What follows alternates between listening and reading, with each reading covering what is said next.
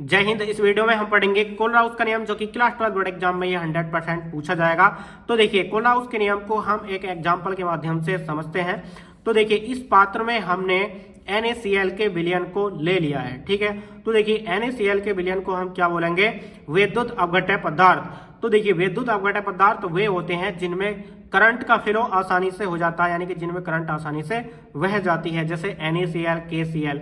जैसे ही हमने इस पात्र में जल के साथ NaCl को डाला तो जो है NaCl जो है आयनित हो जाता है, ठीक है। Na पॉजिटिव और Cl निगेटिव, इस प्रकार से विलायक में जाते ही आयनित हो जाता है। विलायक किसको बोल रहे हैं? जो इसमें जल है वो विलायक है, और NaCl क्या है? ये विलेय है, यानी कि NaCl जो है विलायक में जाते ही आयनित हो जाता है। तो देखिए, इसकी एक समीकरण है, यहाँ पर आप देख सकते हैं। इस समीकरण को किस प्रकार से समझेंगे? तो देखिए, यहाँ पर जो इस प्रकार का ये सिंबल देख रहे हैं, इस सिंबल को बोलेंगे मोलर चालकता, ठीक है। तो देखिए, यानी कि NaCl की मोलर चालकता है, ठीक है। यहाँ पर जो इनफाइनाइट है, यानी कि अनंत तनुता है। अनंत तनुता पर किसी पदार्थ की मोलर चालकता जो होगी ना, वो उस विलयन में उपस्थित धनायनों तथा ऋणायनों की मोलर चालकताओं के योग के बराबर होगी। तो देखिए, इसकी परिभाषा इस प्रकार से लिखेंगे कि अनंत तनुता पर, यानी कि अनंत तनुता पर विद्युत अपघट्य की, जो NaCl क्या है? विद्युत अपघट्य है। मोलर चालकता, ये जो क्या है? मोलर चालकता।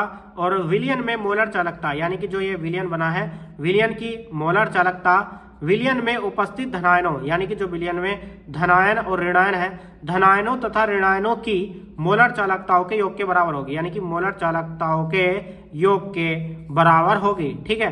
तो इस प्रकार से ये कोलराउस का नियम है। उसके बाद देखिए, इसके अनुप्रयोग पूछे जाते हैं।